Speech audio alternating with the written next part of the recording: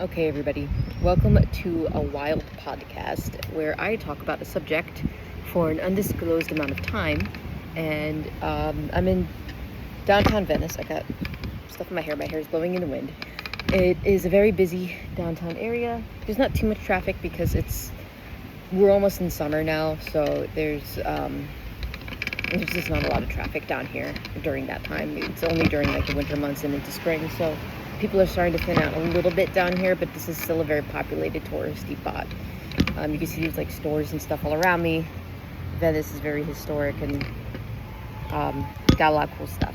So today we are talking about Phantom of the Opera, and I was thinking about talking a bunch of different things I'm sorry, this is resting on pole. It keeps moving, so if it shakes, it's not me, it's the pole. So a few subjects I was talking about with Phantom is, we'll probably just start from the general history and start at the beginning. And then I'll kind of like go bits and pieces on what it's about and all of that. So originally, Phantom of the Opera came in as a serialization in, I believe, 1910 by Gaston Leroux. He's a French author who was also a journalist and originally went to school to be a lawyer. He is notable in France, maybe not here, but in France. And he had written other things like Mystery of the Yellow Room, which was pretty well received and acclaimed. And I'm also doing this all from memory, so all this information I give may not be correct. But yeah, he did Mystery of the Yellow Room, which was a detective story. Leroux wanted to make stories that were of the Sherlock Holmes fame, in that some of the stories had like a titular character that was like Sherlock Holmes, and also acted as like that main protagonist guy. For Phantom, he didn't do that, but it was still at its heart like a mystery thriller. That was what he kind of intended. It is loud, I'm sorry about the truck. And that was his main thing with the main character who we get a lot of this perspective from, which is Raoul. He does self-insert himself into the story as being the reporter and where he gets all this information about the opera ghost. So as time goes on, the book, he tries to make it into a book, not as a serialization in the paper, and it comes out as a book in 1911. During that time, I believe there were some things that were taken out of the manuscript, so what we have now isn't exactly 100% as it originally was, but more or less it's close enough. Some places do have bits and pieces, but you have to do some deep research into that. So it wasn't very popular when it came out. The book didn't really gain as much fame as people had hoped, or I guess maybe as he had hoped, and times got by. After that, I would say the next big thing to happen was that it was discovered by one of the guys who was kind of this big muckety-muck dude at Universal. And you can look this up. I don't remember all the names very well, but he was a big guy at Universal, and he was looking for his script to adapt. Previously, he had adapted Hunchback of Notre Dame, starring Lon Chaney, original, senior. And he loved it so much. He got a lot of fame. There was a lot of good critical acclaim to it. And when he was in France, he was like, I want to find the next big thing, the next big story, next whatever. He ended up finding Phantom of the Opera, and that day when he read it and stuff, he found Leroux and all this stuff, and he wanted to get the rights. And before he left to America, he did obtain the rights for Phantom of the Opera to adapt it into a silent picture starring Lon Chaney. The movie was adapted onto the Universal set. It was unique because the Universal set was large and astounding for its time. It did eventually get taken down in recent years. I don't remember when recently. During the 2010s, I think, it was dismantled. But all that time, it was used. It was a very historical landmark, and it's really upsetting that it's no longer with us, but you can still see its remnants in other movies. Notably so, I hate that I have to talk about the Cat in the Hat, but it's actually in the Cat in the Hat, the Michael Myers one. And during like the party scene or whatever, it's the set for that. So that's pretty interesting, and you can find it in other places as well. I'm sure online there's more things. The movie was a great success. It was a pinnacle of horror movies. Oh, you hear that? It's Conyers. It's wild Conyers making noise. Where was I? So yeah, it was a smash hit. People threw up in the theater. People left the theater screaming. People were scared of Eric's face in that movie. It starred, like I said, Lon Chaney and Mary Filman as Christine. I can't remember the other people. It's also one of the few adaptations that actually has a Daroga, and to this day, I think it's one of the most faithful adaptations of the book. There are some things that it fudges, but it does try to stay pretty close to the book.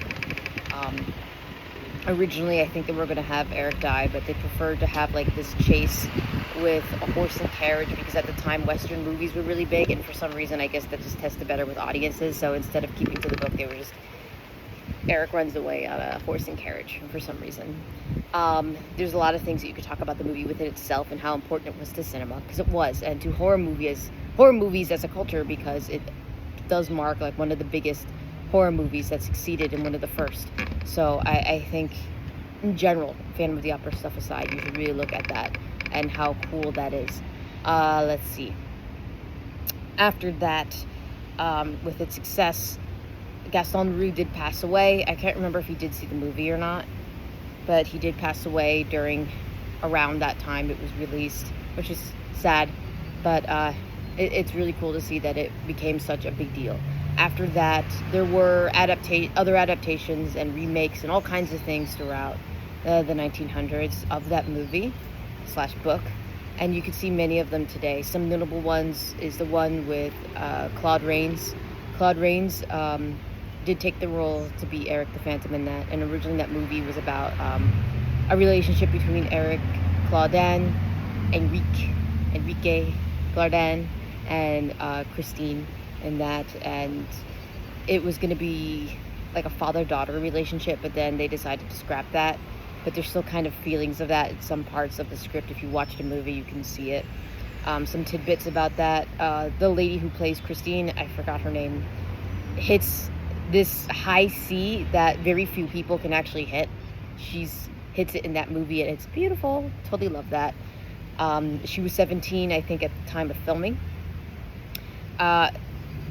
Claude Rains insisted that his face makeup for that movie be reduced until there wasn't a lot left. He does get deformed by acid in that movie, but when we finally see his deformity, it's like this big, which is like nothing. But he didn't want to be typecasted as a horror movie actor. He wanted to not kind of step away from that, which I think was stupid. I think that was a very dumb thing, but it leads to the long and proud tradition of phantoms not being that deformed and only having slight sunburns. So we have tons of movies with that now where they barely have any deformities at all. Some other ones is we got the Maximilian Schell version. That's the actor who plays Eric in that. I really like the mask in that one. I think it takes place in Hungary instead of France for that adaptation. It's interesting. It's a little slow. It's a little bit boring, but I would recommend giving it a watch, mostly because the masks are cool and the deformity is really nice. I like that one as well. The movies from here on out also don't stick very close to the original story. There's a lot of things they take liberties with and mess with, which is kind of sad because, again, the only true close adaptation we end up having in film is the Lon Chaney one. We also got, we got the Herbert Lom version. He only has like one hole in his mask, which is pretty cool. That one is interesting because I think the Eric in that one is very just obsessed with music and nothing else, and only uses Christine as a vehicle for his music. He actually bitch slaps her a few times in that, which I don't think is close to the book at all or what he would actually do, but that's my opinion. We're not talking about opinions here. I recommend all of them as a watch if you're a Phantom fan. Another one is the Robert Englund version, which came out after the Andrew Lloyd Webber success. That one starred Robert Englund, who is known for his role as Freddy Krueger. I think he does a really good job as the Phantom in this. And seeing the Freddy Krueger movies, I almost feel like he shows more depth as an actor in the Phantom of the Opera movie, even though it's a stupid slasher, but I feel like there's more of a range. I feel like maybe it's because it's me and I like Phantom, but it's more of an entertaining watch than watching him as Freddy. Except for that one time he was on the beach and wearing sunglasses. That was pretty hilarious. There's a lot of people coming about now.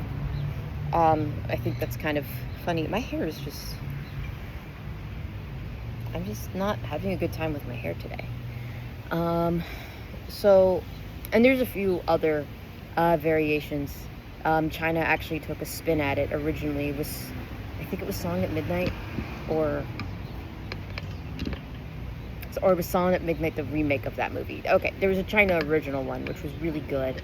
I haven't seen that one yet, but I've seen bits and pieces, and that one's pretty good. And then there was a remake in the 90s of that one, which was pretty good. I saw that.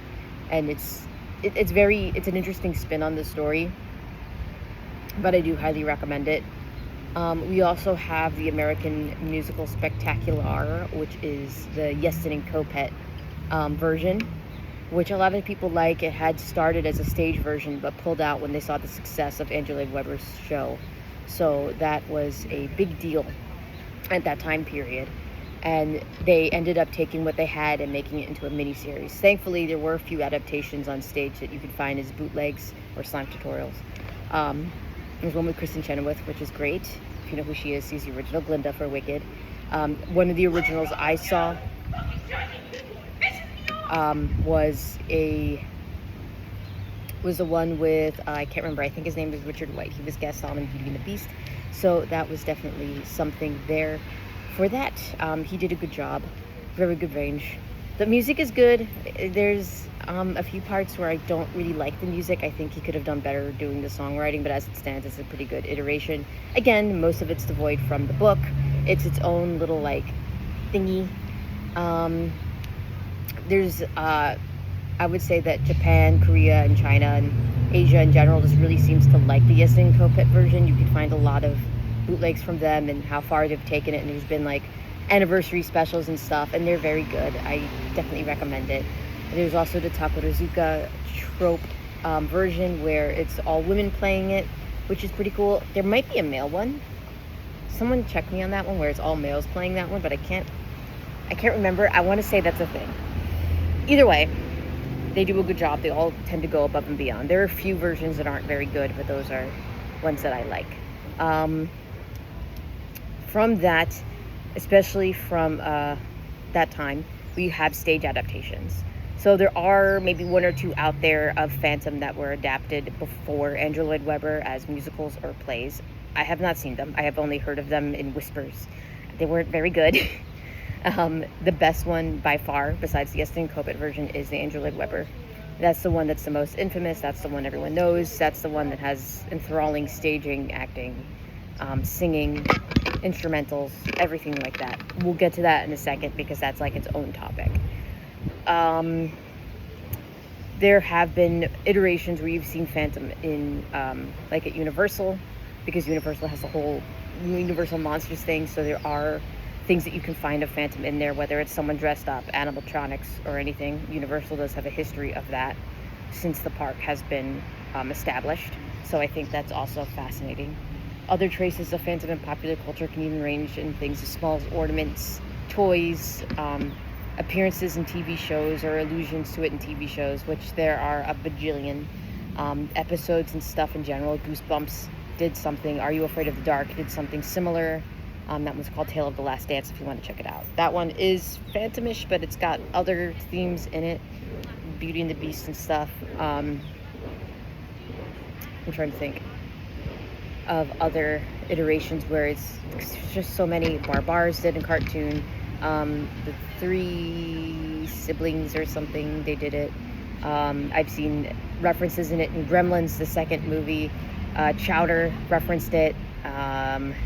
SpongeBob references it a few times, strangely enough. Let's see, and this is more recent. I'm sure there's also live action references of it too, like Wishbone. Wishbone had a whole episode dedicated to it, in which case if you really want to learn the book and see Ral played by Wishbone, that's a good iteration. I totally suggest. I'm trying to think of anything else. Like, there's a lot. There's so much.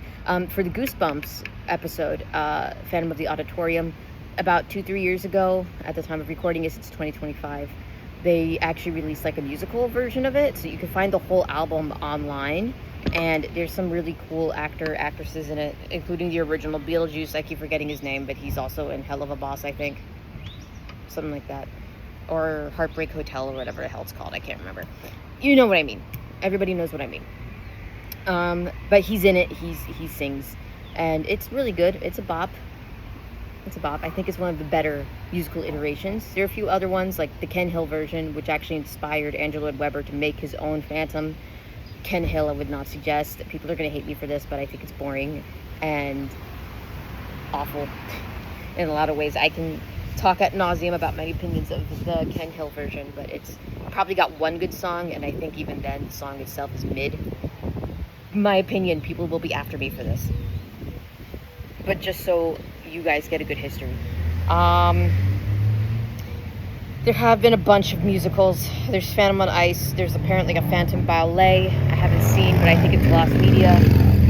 There was an adaptation of the Susan Kay book as a stage play, which I've only seen like bits and pieces of. I haven't seen the whole thing, which is interesting because that book is infamous. It's like almost synonymous with the original at this point. A lot of people don't like it and don't believe that it to be a very good representation, but back in the day it was a very good, like almost canonized acceptance of more to the fandom, and most people have read it and like it, and despite its flaws, even now in our current day and age, I still like it. There's still things in it I really appreciate, and like for Miss K, how she added all of that information.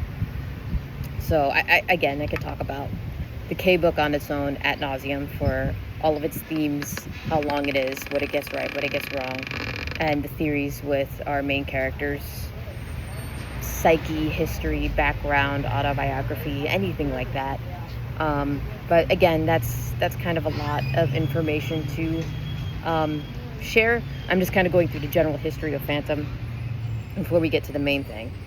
I guess it's about time to mention the play. So Andrew Lloyd Webber saw Ken Hill version, was like, I kind of like that, I want to mess with that. He was in love with a lady, and her name was Sarah Brightman, and he read Phantom. He ended up finding the book and was like, I'm going to read it. And he was like, I like this, I want to make this into a thing. Things fell through with the Ken Hill producers, and he was like, okay, screw you guys, I'm making my own thing. And he did. He had help from very talented people like Maria Borgensen and, oh my god, what's his name now? The guy who did like a lot of the staging and the production. The person who also did the production design. There were a few other people, and now I can't remember their name. But the Phantom wasn't just Andrew Lloyd Webber's show, it was them too, and I think that's important to kind of picture that the success of it wasn't just Andrew's, it was a bunch of other people's as well. And honestly, it was them as a team. Especially the other people who worked on Phantom to really bring it together and bring it to what we know is today. Because I think if it was just Andrew's thing, it would not have gone as far as it did. He captured lightning in a bottle as a team with those other people.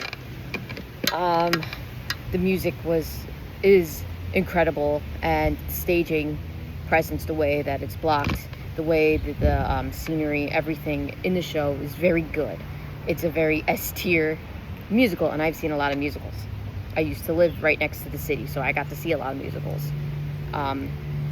And maybe I'm biased, but there's something just magnificent about Phantom. It's something that draws you, whether it's the story or the characters, the music, the scenery, the sets. There's something timeless about it, and it has been slowly kind of updated as time goes on. In some ways that's been good, because there were a lot of elements that were stuck in the 80s when it was made, and there's other things that they shouldn't have done. And Hal Prince, like, get rid of any of Hal Prince's things, because he did so much to make that important. So getting rid of any of that, you're just hurting the legacy of the show. Anyway, as time goes on, we all recognize it as the longest running show in Broadway history. Before that, it was actually Cats, What If Andrews, and I don't know how it is overseas in the UK, but I imagine that one has also been very long running as well. It's timeless, and even right now, at the time of recording, May of 2025, Phantom is coming back to New York City as a interactive thing. We don't know. There's clues and things throughout New York City at the moment. It has been well documented by people that there's stuff happening to give us clues on what's going on. I don't know yet. Maybe I'll make a video about that when that happens. But anyway, I don't usually like to show my face. I was gonna do like a mask, but I'm also like downtown. Sorry, I'm like distracted about how my hair looks right now. It's bothering me. So, we made history with Andrew Lloyd Webber and the Phantom of the Opera. It's toured everywhere, been to all kinds of continents and countries, and still is opening and premiering in different continents and places around the world. It is still, even though it ended in New York City, it is still a powerhouse. And I think it will come back touring for America as well. It did also have a place in Toronto and Las Vegas where it was unique and set standards. Las Vegas especially had a very unique way of presenting the chandelier and other attributes for that show. I didn't get to see it, unfortunately, but the things that I've seen and heard, good things, I still got to watch a bootleg of it. But just to kind of show you that Phantom's reach is extremely profound. It really is. And a lot of people love it. Weirdos like me and just strangers walking by. Anyone can like the show. And personally, if I find it, people don't like it, they're sus. I know like maybe a handful of people off the top of my head who've seen it and didn't like it. And I'm like, that doesn't check out right to me. Even if you didn't like the story, a fan of musical theater will appreciate it. It's just that good. All right, so besides talking about the Andrew Lloyd Webber show and how that's prolific in its undertaking of every place in the world and how Phantom has conquered everything in the world on that level, it still continues today. We've had iterations after the musical that we've seen, as I mentioned, but not a lot in movie in recent years. The last one is the 2004 adaptation of the Andrew Lloyd Webber musical, which is mixed for me. I like it like you like a good bad movie, like how people like The Room, right? That's kind of how I like the 2004 movie. There's things in it that are really bad and get things wrong and is a slap in the face to the musical, and there's other things in it that I really like and I think is cool. Like, I really like the sets. I think the sets are great. Ralph can sing pretty well. That's great. And then there's Gerard's singing voice, which was not meant for this. And I know that he's done like rock singing and stuff in the past, but there's just some things like that, or some instruments that are more suited toward one thing. Like, you wouldn't bring a big band trumpet and play big band music for Beethoven's Fifth, right? It's just, they're not suited for each other, even though they're good in their own range. And that's kind of how I think that happened with Gerard. I think Emmy Rossum could sing really well, but one thing about it is that I know they used auto-tune in that movie a lot, and sometimes I'm not sure what is her singing and what isn't her singing. And regardless of that, her acting in it it's not great. It's not good. Not at all. But I would recommend seeing her in her recent acting things. What was it? Perfect Strangers or something? No, not Perfect Strangers. I don't remember what she's in now, but she's actually amazing actress in those things now. So I would look at her. I don't want to dunk on her because she was like 16 or 17 when that was filmed. Yes, she was. Patrick Stewart and Gerard Butler were in their 40s, which is weird. It is weird. They did use a stunt double for any for scenes where like they kissed and stuff, even though it seems seamless. They did actually use a stunt double for stuff like that, so I can give you that little bit of trivia. And I can also tell you that Swarovski was a big sponsor of the movie. You could see it in the shop at one point, and that the chandelier was made of Swarovski crystals, and it was actually a small chandelier on set that they did for that. Like, they made a small one for some of those scenes, and for burning it, they actually did burn the set. So that was all like a one-take kind of thing, which was interesting. I'm trying to think if there's any more like trivia. Ramin Karimloo is in the movie. Ramin, who is the Phantom in the 25th anniversary taping. She is a he. He is in that as Christine's father. So in the moment in the movie where you see him laying on the bed, that's Ramin. And when you see his photo in the little like shrine thing, that's his face. I can confirm that is actually him in the movie, which is pretty cool. I'm sorry, this bench is made out of stone and it's really uncomfortable on me. So if I fidget a little bit, that's why. So let's talk about the 25th anniversary. The 25th anniversary taping was taped in 2011 in October, I believe, or the end of September. One of those. All I remember it was around the time I had my gallbladder removed, and that was the time I had my gallbladder removed, and I also limped all the way to AMC with my cast and all my stitches and stuff still in place, and I was like, I have to see Phantom. It was tough. If you wanted to see the 25th anniversary live, you could go there. There were tickets that were being sold for people to go there for probably an astronomical amount. I don't remember because I was 16 and I didn't have the money for that. But I did get to go to the movie theater for a Fathom event that AMC sponsored and got to see it as it was happening, which was transcendent. At the time, I actually did know of people on the Phantom Reviewer board and a few people who did actually end up going and that were there for it. And that was pretty cool. That was a magical time if you were into fandom.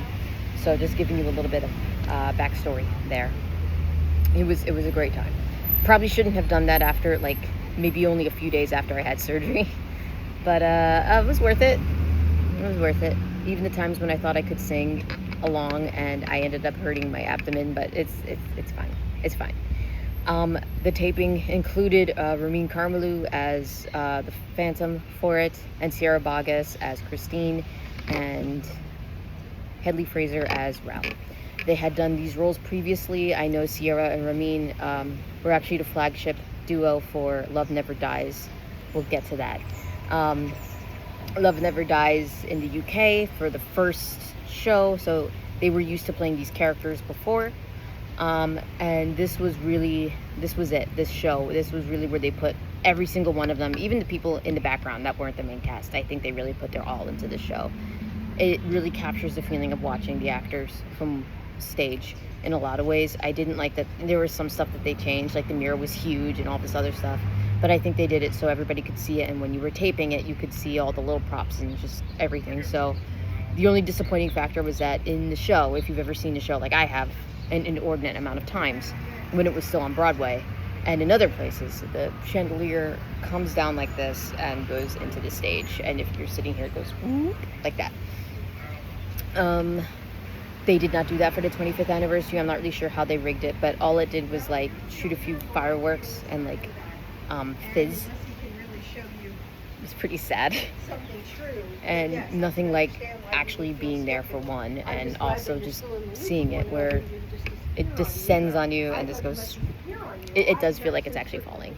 That was a marvel of engineering at the when it was first made into stage productions on tour and otherwise. I think that was pretty interesting. We're coming up almost on 30 minutes of me talking about this, which is good, and we still haven't gotten to the book. I guess there isn't much to say. If you haven't seen it and you want to see the stage show, that's a good introduction. Even a Phantom. I definitely say the 25th anniversary, it's a blessing it's there, and it's definitely a good introduction to all of that. And everything. So did I talk about how it came about? I think I did, a little bit. Andy wanted to make a Phantom of the Opera thing, and he wanted to put his muse as the Christine role, and he got Michael Crawford to do the Phantom. And that was kind of like a shot in the dark kind of thing, because he originally wanted somebody who had more of a rock edge. If you see the original Phantom of the Opera music video, which is terrible, I don't remember the guy who is the Phantom in that, but he was supposed to be that, but he ended up going with Michael Crawford. And Michael Crawford's voice is very, I don't know how to explain it, ghostly. So I guess that kind of works. A lot of people like it. I'm not really a fan. I think if I hear the Phantom's voice, I want to hear an edge to it sometimes, not just but that's me, and people will come after me for that, especially the elder fans of the community. They really defend Michael Crawford and love him, and to each their own. He helped make the show what it is because of his performance, so I can't even be mad at him. That's just my personal preference, and I can't ignore the fact that if it wasn't for him and everything else, it wouldn't have caught lightning in a bottle. A lot of people say that Phantom of the Opera was a story about Andy Lloyd Webber's life, because the Christine character was supposed to be like that of Sarah Brightman, and he was supposed to be like that as the tortured composer being the Phantom. And I think that works with a lot of things in a lot of ways. In the end, Andy and Sarah did get divorced. Don't know why. I don't really like to read into celebrities' lives or anything like that, but it does play a role into the history of Phantom. I will mention it later on, and how I think Andy never really got over that or anything of that sort. There was also a Phantom of the Opera Christmas song. Did you guys know about that? The 12 Days of Phantom. Go look it up on YouTube. It's really good. The cast kind of like improv some of the stuff. It's really funny. I think it's, I don't know what cast it is, but I think it's from the Majestic in New York City that do it. It's really fun. Go watch it. Anyway, we should get to the elephant in the room, and that's Love Never Dies. Love Never Dies was based on a book called Phantom of Manhattan, which was written by Frederick Forsyth, which was commissioned by Andrew Lloyd Webber to make a sequel to Phantom, right? And I don't know why he commissioned him to do this. Frederick Forsyth, his previous writing has nothing to do with this kind of genre at all. I think most of it was like crime and investigation books or whatever. The book itself, I haven't finished reading it. I've read like half of it, but it's very insulting to the original story of Phantom and what Gaston Leroux wrote, and just kind of praises Andy for everything Andy did, which I don't think is completely correct. And also talks about how Frederick himself can like kiss his own ass, I guess. It's kind of insulting to read the preface and with everything. Later on, it's about how Eric escaped France, came to New York City, and found Christine, brought Christine to him, again, very much like Love Never Dies. It's all pre-fanficky, and the book itself is worse than the musical. I wouldn't recommend seeing the musical, but the musical is better than the book. There's a lot of stupid stuff in the book, like Jesus is canonically a character and talks in the thing, which is, if it was anything else, it wouldn't feel strange, but for this, it does. And so is Mammon, who is also canonically a character and talks. And he is also the Demon of Wealth, I think. If you're asking yourself why the Demon of Wealth makes a cameo appearance in a Phantom of the Opera sequel, I don't know. I will tell you that I feel like Frederick Forsyth is secretly a 13-year-old girl testing your skills on Wattpad, because that's what the whole thing feels like. It's just a crack fic. I dare not say anymore, just that Raoul becomes infertile because his junk gets blown off. And that's how Gustav is concealed. And anyway, Love Never Dies is based off of this. And it's a lot more censored compared to the book, and not as crazy, but it's still... Phantom lives. Meg and Jiri take him to New York City. They live there on Coney Island, because he makes Coney Island his own theme park of strange and unusual things. And that's his bread and butter. He lures Christine back into his life. Raoul's become a drunken alcoholic. They have a kid together, but it's not actually his kid. It's actually the Phantom's kid, but he doesn't know that until later, where they're like, oh yeah, we slept with each other one night, and you get a whole detailed song about that, which is great for the kiddos. You know, it's great for anybody. It's good for your mental well-being. I appreciate that. I think those people that were eating ice cream and stuff over there, I think they heard my entire conversation. I'm good. Hopefully I entertained them for a little bit about this useless knowledge. Anyway, and Love Never Dies is him trying to get back with Christine, kicking Raoul out of the picture, and Meg tries to kill Gustav, who is Phantom's and Christine's kid, and by drowning him because nobody paid attention to her. And we see this as an allegory for Andy trying to get back with Sarah Brightman and Patti LuPone, because there was a whole falling out with Andrew Lloyd Webber and Patti LuPone, and also having to do with water. And all you need to know is that Meg is Patti LuPone. Whole thing. It's very awkward when you psychoanalyze it but that's all of it. I won't say the rest of it because it's kind of funny to check out if you've gotten this far. It's not a good sequel by any means. Not for Phantom. Phantom deserved better. It's not good. It's not well written. It's not good anything. There are some bangers in terms of the songs. Depending what production you see, the set pieces can be really nice. The costuming's fine, depending. It just doesn't need to exist, but it exists. My throat's getting a little dry. And yeah, but it is a part of Phantom history, and that's kind of one of the more recent things of Phantom, believe it or not, which is terrible. Yeah, there have been other stage productions since that are unrelated to Andrew Lloyd Webber or Yeston Kopet. I know there was like this lone steampunk one in 2011 for Phantom that was based off the book, which wasn't great. There was Angel of Music, which was on Amazon Prime. I don't think it is anymore. It's awful. All you have to know that there's a secret of the Phantom of the Opera, and it's modern day, and there's twists and turns, and there's incest related, and it's bad. So don't watch it. I've seen it. It's horrible. It's not worth it. There's Phantom of the Grindhouse, which is also just a shitpost movie. I wouldn't recommend it. There's nothing entertaining about it. And there was that Phantom Ballet. There might have been a few Phantom on Ices, I've come to learn. There is one that's actually taped that I think originally was in Russian. I'm not really sure. Something like that. So someone correct me if I'm wrong. I don't really know. But I know I've seen at least 2 Phantom on Ices in existence. I know of at least 2. I swear to you. I guess we should talk about the one that gets a lot of positivity, but also is very not well known. So there's a chain of restaurants called Toby's Dinner Entertainment, and Toby's Dinner had a chain where they wanted a Phantom of the Opera iteration, and they made one, and it was really good. I don't remember the people who worked on it, forgive me, but they did a very good job. It was perfect, but the music for it, top notch. The way the story went, top notch. The acting, top notch. The staging or anything, because I did actually see a taping of it. I don't remember very well. I don't think it was that great, but to be fair, it was in a Dina Theater place, so I don't expect much from there. But as it was, I think of the music a lot. I think the music was great. The characters had good. It was acted out well. If you can find it, I recommend it. Or we have an exclusive boot of it that you can only find on the 5th Cellar on Discord. 18 plus Phantom of the Opera fan chat only. If anybody wants to join. But that one's a really good one if you can find that in terms of Phantom musicals. There are other homages to Phantom. There's one album from the 70s that was, each song was supposed to be different parts of the book. I can't remember who wrote it now. But it was Phantom of the Opera coded, and we have that. We also got Iron Maiden's Phantom of the Opera, and then Ghost, the band, did a remake of that song. So there's those.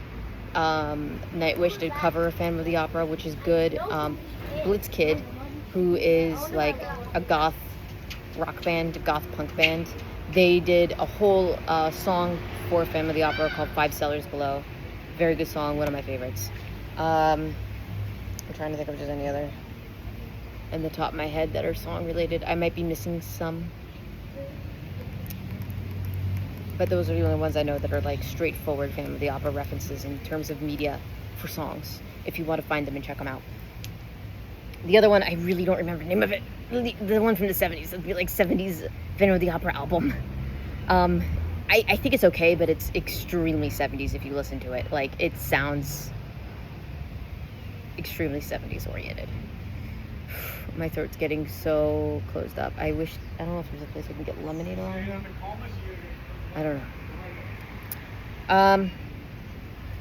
So for the future, in terms of Phantom iterations, we do have 2 in the works. There's one that France is making, that's supposed to be in vein of Twilight. Be afraid. It doesn't sound great, but it's something. It's an iteration that France is making, so maybe it'll be good. I don't know. Disney decided to finally get its paws on it, and the guy who made High School Musical is going to be making a Phantom of the Opera YA thing. The other one I think is also directed for YA audiences, which I don't know how to feel about that. Everyone in the book is either in their early or mid-20s, at least with Raoul and Christine, and Eric's. We don't really know. It's assumed he's in his 50s. It's also been a hot minute since I read the book. Forgive me. There's also... Actually, no, I think that's it. I think that's all we have for the future for Phantom, and the fact that Phantom's coming back to New York at some point. There might be more stuff going on. I don't know. The Yeston and Kopet musical gets like rebooted everywhere. Just recently, I think maybe like a month or two ago, it came to Arizona, like a little town did it. So that one still pops up from time to time. There's also other weird off-brand. There was one that we saw that Twist Productions or something made. It's a Mormon theater company that takes classic stories and then like changes them. That one they did with Phantom of the Opera. They made Eric the Devil, like literally the devil, and I think he goes to like hell in the end. It's really funny. And then there was another one that was in Portuguese that also does a Christianity approach, and that one's strange. That one's more entertaining, I feel, but it's very weird. Like, I don't understand why you have to put Phantom of the Opera in the lens of Christianity. There are themes of Christianity in the book, but like, I don't see why you have to look at it as like a what's it called? Like a fable or story, like something that you're supposed to learn from it in terms of Christianity. I'm sure you can, but like, I don't feel like there's a need for it. It's because of how Phantom is, and it's just weird. All right, we're up on the 41-minute mark. I should probably talk about it instead of talking about its history and all those other things. So, Phantom of the Opera also has toys. You can get a Lon Chaney Phantom from Funko Pop, which is like $99. And I think McFarlane's Toys also made a few things. There's also a recent iteration where it's like bendy monsters or whatever, and it's like a bendable Eric with a removable mask, which I have, and it's my favorite. He's pretty cool. I'm trying to think if there's any more toys. There's probably more, but those are the ones that I could think of. Oh yeah, there was a Universal Monsters Phantom of the Opera Eric doll with a mask.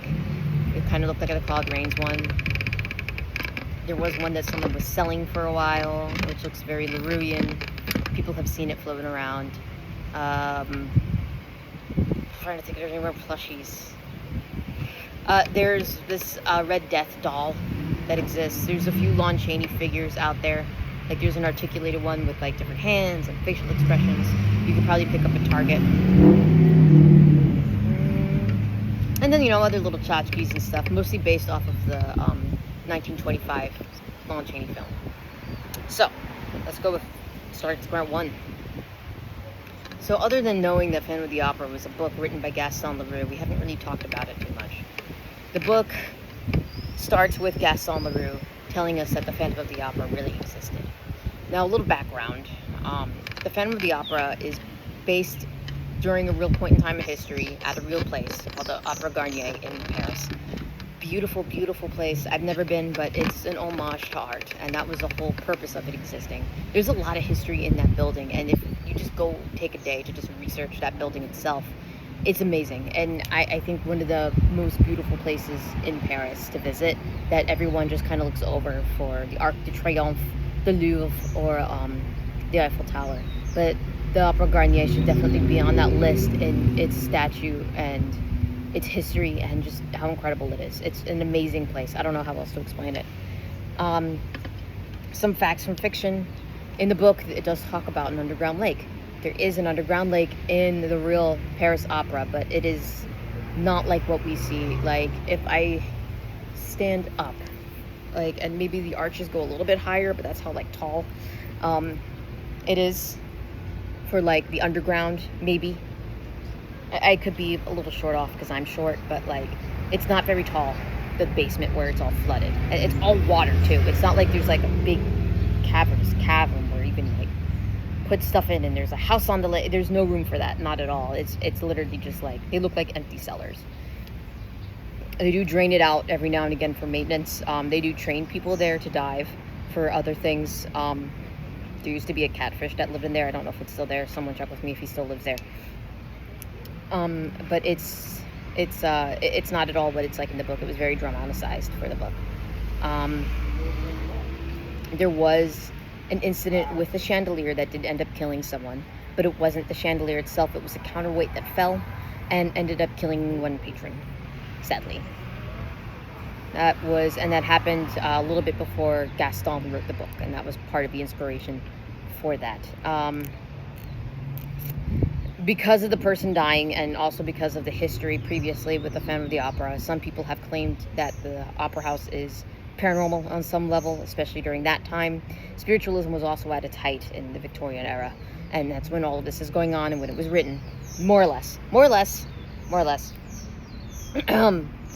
So it doesn't surprise me that there's an element of phantasms and ghosts in this to be brought up.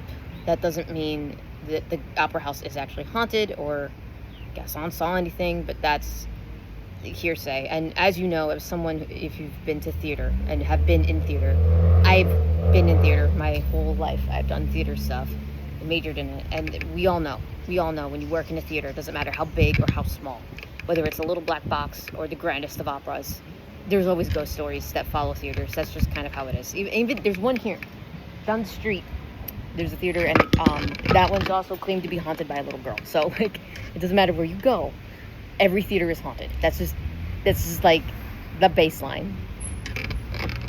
It doesn't surprise me that there would also be a whole story about that.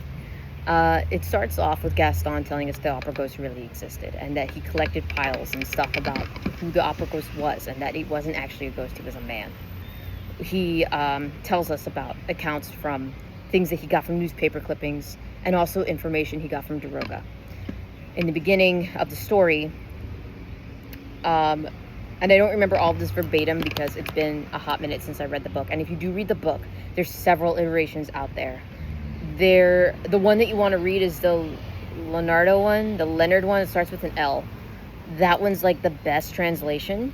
The regular ones that you could just find on the street, because it's a public domain kind of story, anyone can just like take it. And the one that's out there is very poorly translated and misses a lot of details and things.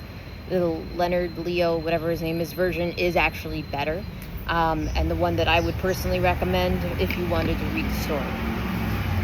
That one, it tells you more about how, like, Christine and Raoul are, it's more clear that they're in, like, their 20s. I think it might tell you more about Eric's age and other little details.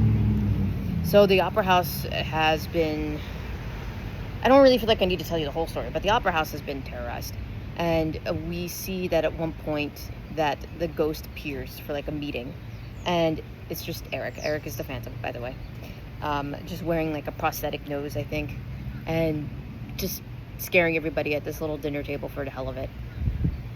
Most of the time, the opera ghost at the opera house has been helpful, catching people when they fall, finding and returning items that were lost, helping with things like maybe the stage crew with a set piece or something.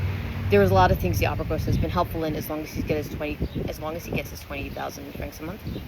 Is that still part of it? I think that was still part of it in the book.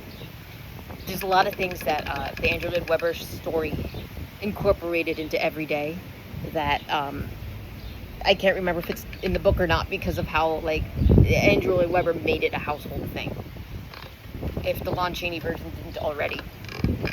So, forgive me if I get them confused. I'm going to sneeze. Okay, I'm not going to sneeze.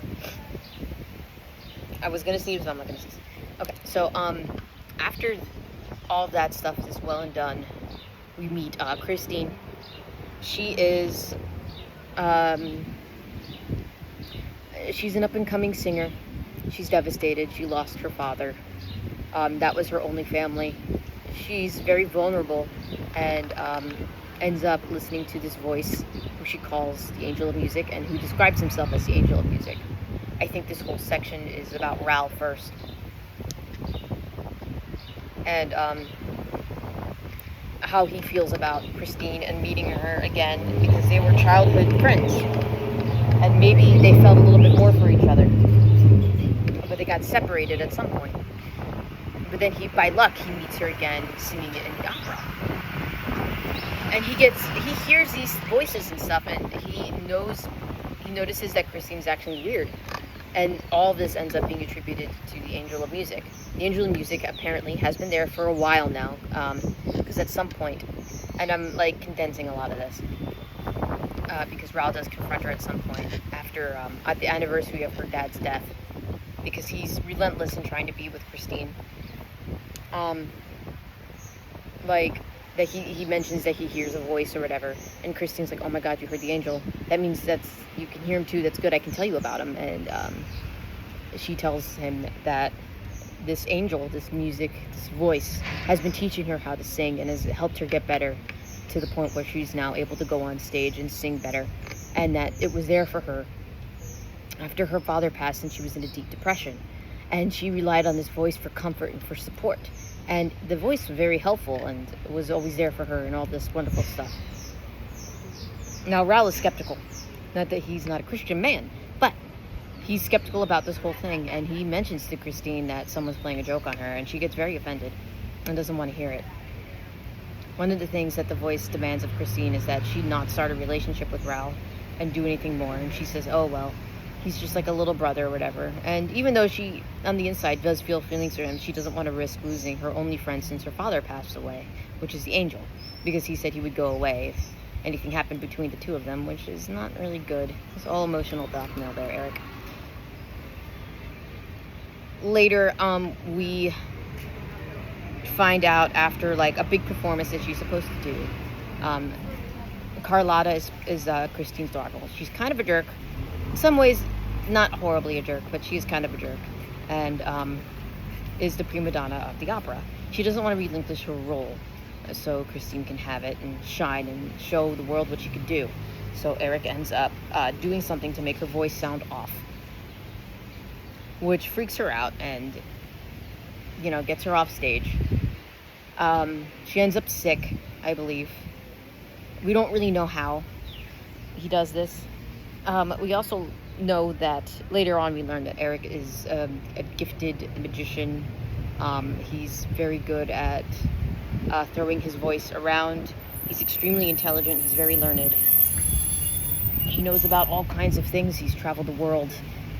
Okay, maybe not the world, but he's traveled to a lot of places. We also know he used to live and work in Persia, working for the Shah, making torture devices. And in this time, the Shah, I guess, was not a very nice person. I'm not very good at my Persian history during this time. But from what I understand, the Shah was not canonically a very good person. So Eric ended up doing a lot of, making a lot of nasty, horrible things for her amusement. Sorry, there's a thing that popped up for chickens. And that's how we learned how to make the torture chamber, which we later see. Anyway, Eric just knows a lot of things. He knows about the occult, he knows about magic, he knows about throwing his voice, he knows about science, he knows about the world, he knows about cultures, even culinary. After this whole debacle where Christine sings and does well, Eric does end up, and again, I'm convincing and I'm cutting out a lot of stuff.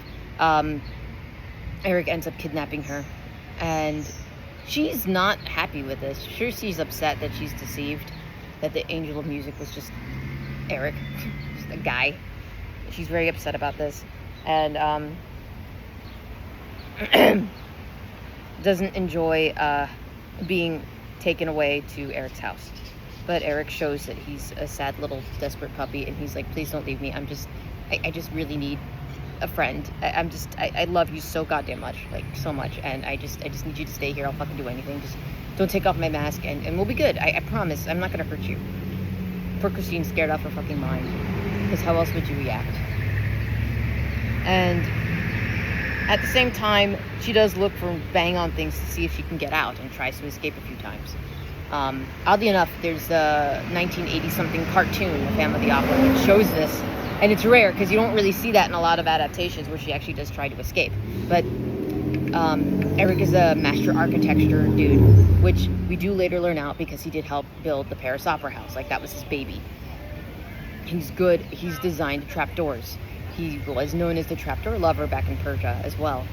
So we learned he just does everything. He's doing too much. He is doing too much.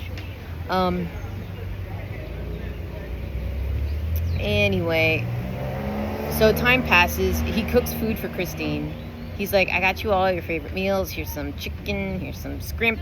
I think you're great. I'm just gonna watch you eat. And she's like, can you not? He explains a little bit how his name was an accident, whatever the hell that means, and that she was like, oh, well, your name is Eric with a K. That's Swedish. And he's like, yeah, but I'm not Swedish. She's like, oh. Okay, so we don't really know Eric's origin. I think from what I could put together, he was born in Lyon, France. I believe he's a Frenchman, 100%, but that's just me. Everybody has their own theories about Eric and what their old Hinkins is, but personally, I think he's 100% just a French guy. He's a French dude. He got the wrong end of the stick on terms of genetics. Yeah. And we don't really know. That's why there's like, he doesn't talk much about his background or his life in the book. So that's why there's so many like fan things of him later on about it, because he's kind of intelligent. I mean, not kind of intelligent, kind of incredible as a person, because he is this master of all trades and all things. And it seems like, as Droga puts it later, he could have held the world in his hand, but yet had to contend with his cellar. It was his deformities that nuked him, essentially. But he could have been super duper powerful and awesome if he didn't have any of that. But it is the cruelty of humankind and not accepting of his differences that made him into such a recluse and such an unhinged creature for a while. Christine also gets mistaken as somebody who doesn't have a lot of not intuitiveness, initiative. And I think she gets the short end of her stick because there wasn't much you could really do in a lot of these situations. And also, she tries. She tries to protect Raoul. She tries to protect herself. She tries to protect Eric, believe it or not. And it's very hard to balance all of these things. She's not just somebody waiting for her to save her, but she's somebody who's survived. And not just him and the things that he puts her through, because he does. During that time where she does take off his mask, and his face does get reviewed with her, and she freaks out, and then he like grabs her hand and is like, look at this, it's not a mask, which is also gross, because who the fuck wants to do that? And you know, she does have pity for him. She doesn't hate him. She only really ends up disliking him at the end, where she forces him to make that whole decision with Rowlett. Like, even then, like, she pities him, same way Daroga does. But she does try, and I think it's wrong to say that she's just a damsel in distress through most of the book, because she's not. She's a survivor. She tries, and she works hard, and there's only so much you can do when there's a guy who's like a supercomputer, like, that's obsessed with you and would do anything to like keep you from other people and stuff. Like, I don't know. I think she did a pretty damn good job. I think one of the things is that no one is perfect in the book. Raoul is very naive and young and headstrong, but also he came up from an area of privilege and wealth. Christine did not. And I think sometimes he forgets about that with Christine and just focuses on like just how wonderful she is, and is not like where they stand in life with each other. That doesn't mean to say that they're a bad couple. They're healthier. They're much healthier. A lot of people say that they're not, and that Christine should just be focused on her career and nothing else. That works too. In the end, you could do whatever you want with it, because the story is a story, and you can interpret it as many as you want and feel any way you want. But anyway, I'm adding my own things. I'm just trying to talk about the characters. Christine and Raoul are also closer in age, and for some reason both blonde. We mentioned that Christine is also nearsighted. Don't know if she has glasses, but I headcanon she does, because I think she would be cool with glasses. Raoul also has the faintest of mustaches. I don't know if Eric has any facial hair. Most people assume he's kind of furless. He does, according to the book, a few strand black locks of hair. So like he's bald except for like a few patches. I imagine if he had mange. What he would look like if he had mange, like a corpse. I think a lot of the interpretation isn't necessarily Gaston Leroux's interpretation of someone who has horrible deformities, but literally making something macabre. Eric is also described as having glowing eyes and looking, feeling, acting like a corpse, feeling cold to the touch. At one point, Christine says he smelled of death when he touched her or whatever. People interpret it in that he stinks, and other people interpret it that he smells like parlor flowers, like at funerals, like lilies and stuff. I don't know. Could be anything.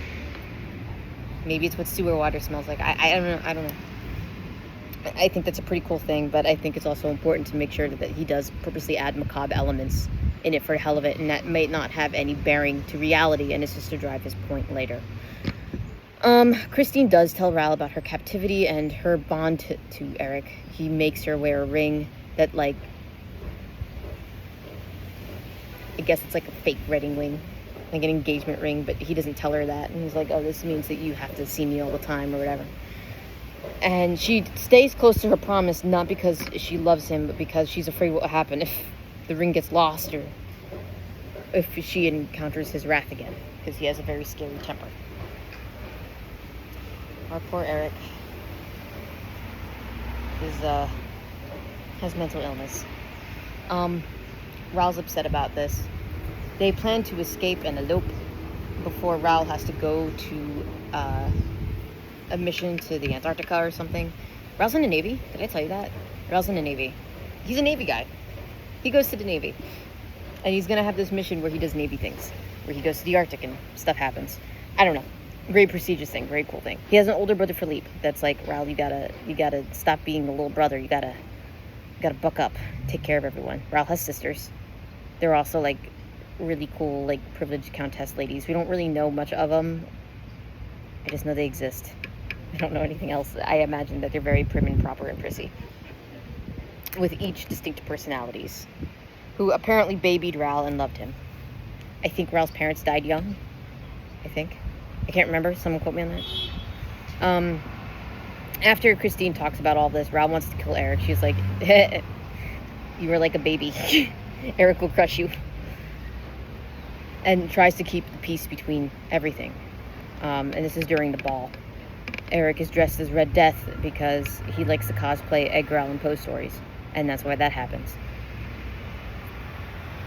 Eric does hear, because he hears and sees everything, and with Christine, it's like white on rice. He knows everything that she's doing, so he's out there just following her around and like hears all of this. He doesn't take revenge immediately on any of that, though. He does get really upset when he hears their love for each other and stuff, and how she really feels about him, and he's like, feels bad, man. After that, more shit happens, and I think she does like another song or whatever. I don't remember. I'm like getting confused with the stage show. And he like abducts her off the stage or something. The chandelier falls, and then he's like, yoink, I'm taking this. Or am I getting that confused with Angela Weber? The chandelier does fall in the book. And I think it's like a night to remember something else, but not Christine. It's a whole thing. I don't remember. Anyway, he somehow yoinks her. And see, I really need to read the book again. I'm getting it confused because I've seen more of the stage shit than I have the book at this point. So they go. So she gets yoinked, gets tied up to a chair, and he's like, "I'm keeping you here because you plan to run away with the boy, and you can't do that, man. Like, you promised." And that was like not cool, and that hurt my feelings. And she's like, "You're such a jerk. Why the fuck would you do this?" And he's like, "Shut up. Sit in this chair." And she's like, "Okay." Ral's distraught as hell, freaking out. Finds Daroga. Daroga is also known as the Persian. He was the chief of police of Persia and followed Eric here and used to be like his handler, I guess. His Eric Wrangler is what Daroga is. And Daroga has always been keeping an eye, making sure Eric would kill again, because that was like his main thing back in Persia. Daroga is tired and has had enough, but we stand Daroga here. Daroga also is accompanied by his servant Darius, although I don't believe Darius ends up in the opera at this point in time, but he is mentioned at the house and doing other things for Daroga because Darius. I love Darius. We don't talk about Darius enough on this place, and we should talk about Darius a little bit more. Oh my god, we're at an hour and 4 minutes. Don't worry, we're almost done. Anyway, Daroga's like, "Hey, you want to find your like engaged girlfriend lady?" And Ral's like, "Please do, you strange man." And he's like, "Okay, follow me, but keep the hand at the level of your eyes." And Ral's like, "All right, sounds good, I'll do that." And also, Madame Giry, she's a box keeper in the book. She's just somebody who takes care of the boxes and cleans them, kind of like some sort of attendant, I guess. And I also learned something interesting, that apparently in the book it mentions that Eric used to, he had the ghost box, right? And he had this relationship with Madame Giry where she would honor his box and everything. And she believed wholeheartedly he was a ghost. But he would always ask for his step stool. And it's interesting because there's like these moments in the book and stuff, we see that Eric is not all that terrible of a person. And I only learned this later, having a step stool in a box in that time period meant extra money. And it was a good thing that when someone ordered one, because it was like an extra for the attendants. And Eric always ordered one. And he also always left sweets, quote, Madame Giry's favorite sweets, to her after every performance or whatever when he was done watching a show. I think that's really fascinating. There is the Opera Ghosts box in the actual Paris Garnier. It's not where people think it is. It's in like a really shitty area, but it's got a good vantage point for the stage. There is a pillar in there that sounds hollow when you knock on it. Whether or not it is, I don't know. In the book, it says that's where Eric would go, how he would travel, was through that pillar. So that's some interesting knowledge there. If someone actually found out whether or not it's hollow or whatever, at me. Anyway, the point, what I'm saying here is that Eric purposely ordered that extra box, that little step stool. I thought it was because he might have had chronic pain or something, because he's kind of crotchety. And sometimes, if you know the people like us who have chronic pain, that sometimes elevating your foot feels good. But no, he did it just because he wanted to give Madame Giry extra money and make sure that she was cared of and everything, which is sweet. There's a few things in this book where you see Eric act like a nice human being to people. And it's strange, considering that he does mention a few times how he doesn't like humanity, he doesn't feel a part of humanity, and he doesn't want to be a part of humanity, and he likes his isolation. So he's a very interesting character to analyze. And these are just stuff that we know. It would be interesting to see if Gaston based a lot of his personality off of someone that he knew in real life. Gaston worked a lot with people who survived traumatic issues and people who were deformed. And that's why Gaston Leroux was such an advocate. He was an advocate for people of that standing and wanted better for them. So I think, and that does shine through in the story. But personality-wise, I think it's very fascinating to see Eric as a character because he's a lot of really cool and interesting things, but also very tragic and complex. I don't see him as a good or a bad person. He's done a lot of horrible things, but he's done a lot of good things. So I don't think anything makes him one way or the other. In certain ways, it's very hard to put him in a category. But that's kind of like life. And people aren't good or bad, they're just gray. They're just shades of gray. Anyway, not to get all like etheric. What was I talking about? Okay, anyway, Raoul and Daroga enter the Shellers. They keep up with the rat catcher. The rat catcher is like, catching rats. See ya. They keep going. And also, Eric's favorite tool is still the Punjab lasso. That has been made from wire. I think in the book they mentioned catgut. I can't remember. There's other ways of making it, but it's basically like, it's kind of like a specialized lasso, and it's really easy to like kill people with it without even laying your hands on them. So he could lasso me from here, and he can just snap my neck. You know what I mean? Something like that. And he was very good with it, and he learned how to use that tool in Persia. That's what we know.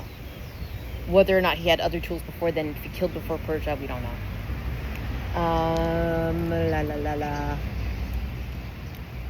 trying to think.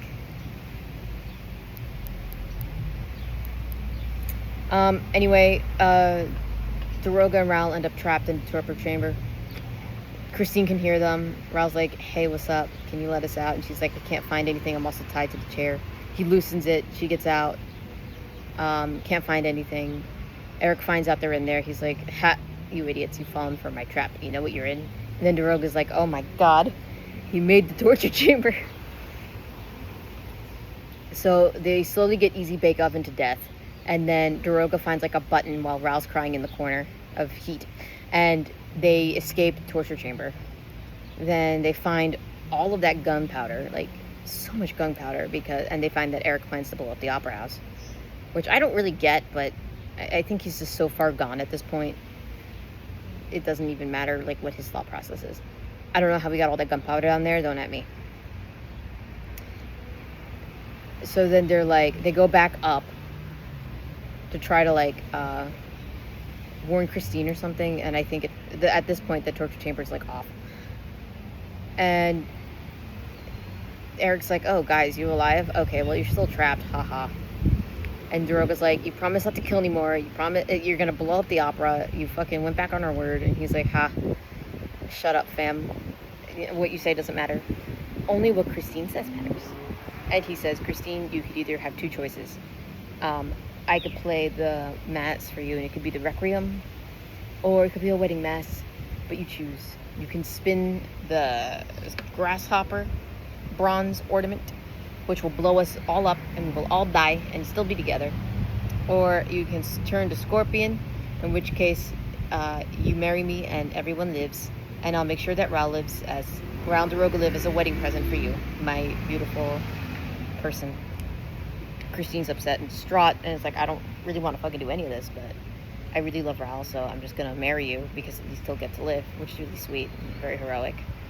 And it's like, "Okay, I got you, fam." Turns it nearly drowns Raoul and Daroga, and the water comes from where they were below, the torture chamber, and that's where the gunpowder was. So the gunpowder gets flooded by the cellar water because levers or something, I don't know.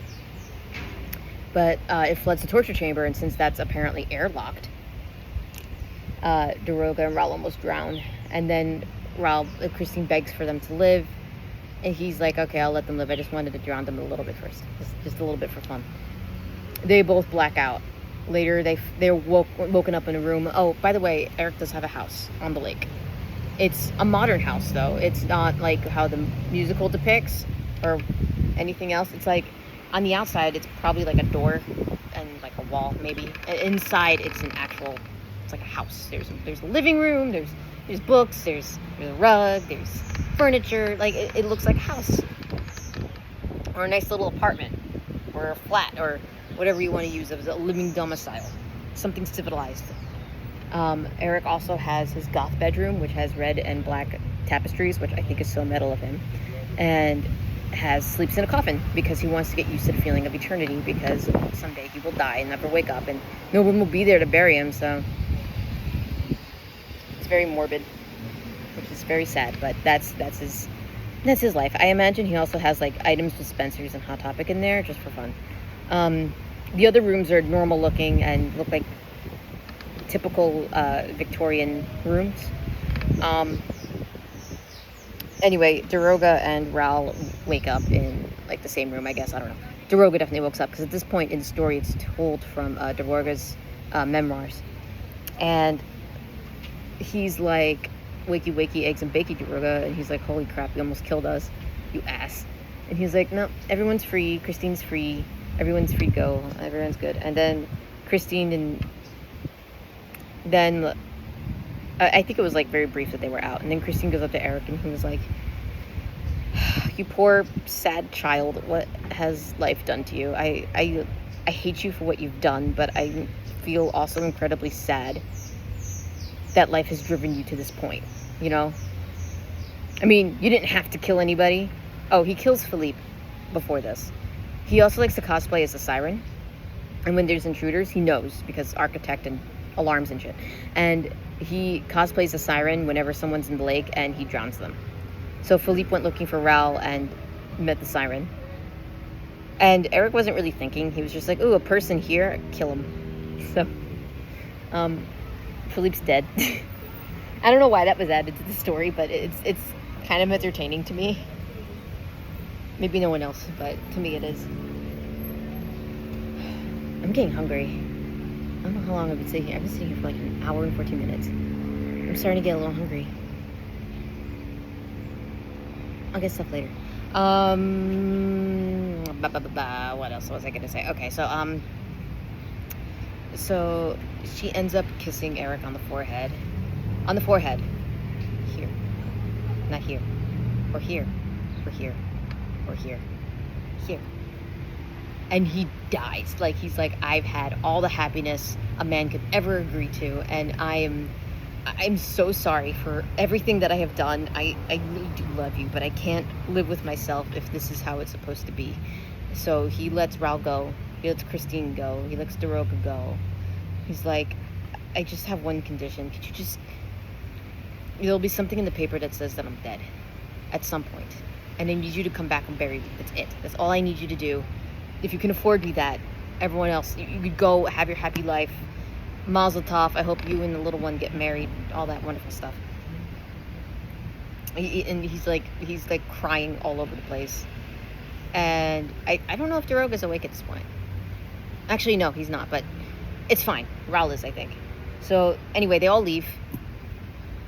Like, a week later,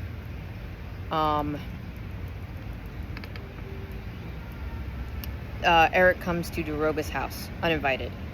And Daroga's like, what did you do with Raul? Because he didn't get to see what happened to Raul and Christine. And he's like, oh, they're fine. They're happy somewhere. Christine's alive, I think. I hope she's alive. I don't know. I haven't seen her. And then he's like, shut the fuck up, Daroga. I'm trying to tell you that I'm actually dying, and I need you to hear, like, my words, because you're the only person in my life who's been, like, slightly friend-shaped, and I kind of put up with. And Daroga's like, fine, go on. And this is a very emotional part of the story. Oh, there's a fire truck. Bye, fire truck. So this is a very emotional part of the story where I still think about it sometimes, like the way that he articulates how he feels, and this moment where Christine kisses him and how it's changed him, and how it made him realize that he was acting like a jerk. He was acting like a prime dickhead. And that he felt good letting Christine go, because he realized that love isn't about keeping something captive and watching it wither. It's about letting things go and letting them live, and he had something in his life to be proud of, and that was that kiss, which really freed him. And that's why a lot of people say this story is about, a lot of it's framed like a thriller mystery, and I think that's the core of it. It's not meant to be like just a horror book. It just has those gothic elements, as well as love.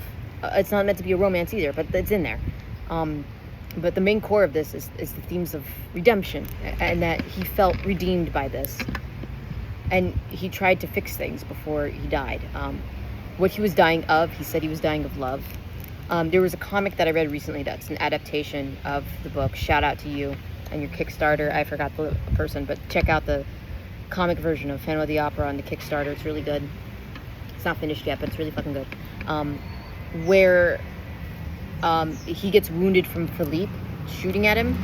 I don't remember if the bullet went through, if it grazed him or something, but Eric has like the worst self-care ever, so like it's got infected, and that's ultimately what's killing him in that. I would like to believe that's what's going on here.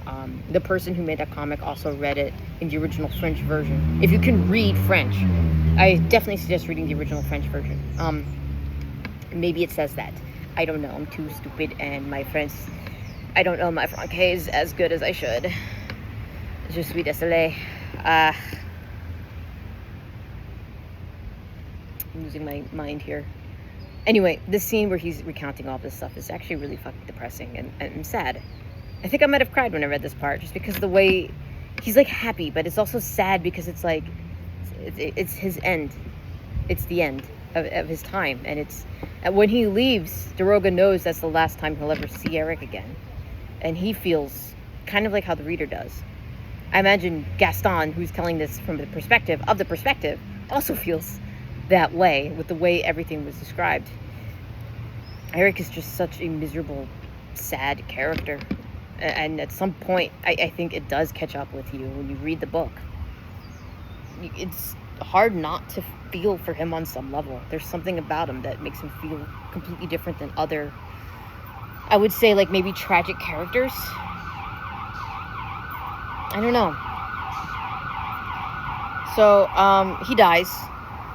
Christine comes back to bury him, and then later when Gaston Leroux was writing this in the present day, OOC Gaston Leroux, he's like, they dug up his corpse. They found, when they were renovating the opera, they found a corpse with a single gold ring, and that's the ring that like Eric promised to Christine.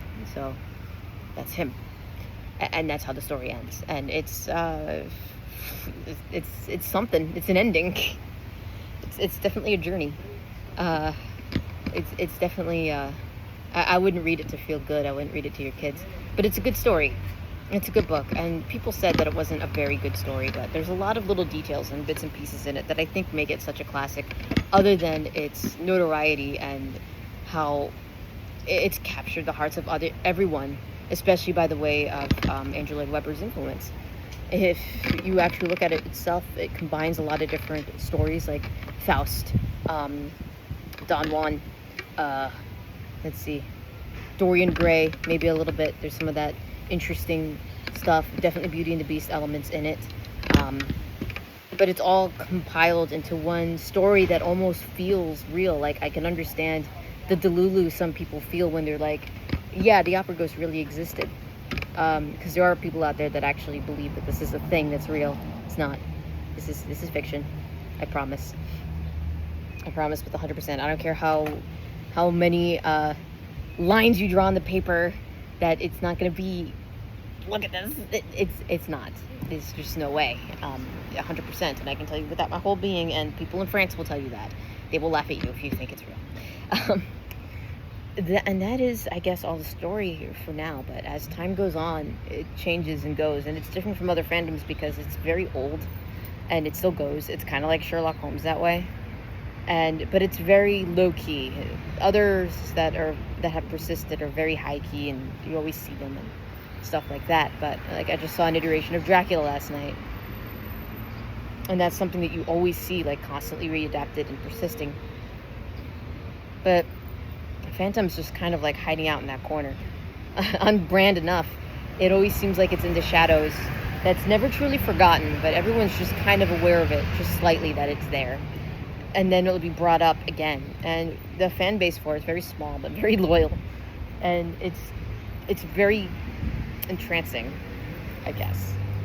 I don't know any more thoughts to add to Phantom. It still remains one of my favorite stories of all time. I love the book. I love the many adaptations that come of it. I like it the most because I think the characters in it are very timeless. And for me personally, I think Eric is a fascinating character. I've read all kinds of books, but for this one, it's just, there's something about him, and it's not necessarily the mystery of him and his abusive childhood, more than likely, we can assume. But how someone like this could even exist. It's almost so impossible to be real that it almost feels real. And there's something about it that keeps my brain keep guessing, I guess. And maybe that's just the way that I look at it. But maybe that's what entrances everybody. A lot of people just like it because it's like, oh, he's mysterious and he can sing. And it's kind of hot. I know he's a little deformed, but I can change him. It's fine. It's fine. I see him as somebody who's profusely damaged by society. And he didn't have to be. There wasn't a time that he didn't have to be looked at or treated as others. And it was the time of Victorian sensibilities that made him this way, and that's something that's a timeless message that we can take in today. Whether you're somebody who's deformed or someone who's a little weird like me, that there are things that it's going to make it very difficult for you to meld into society where we all feel like outcasts, where we don't feel deserved. But it's not awful either, because it's also a story of hope. In the end, he gets redeemed. In the end, he puts things to rest, and it's like all that anger and everything that he has within him almost gets released. So I think you can also look at it that way. And that is the end of today's talk with me. I'm glad you liked it. I don't know how the hell to upload any of this. My throat is really dry now. I did do this live. And by live, I mean, like, there's literally people walking around who I have no idea who they are. And this is downtown on a Friday night. So, yeah. Stay spooky, my friends.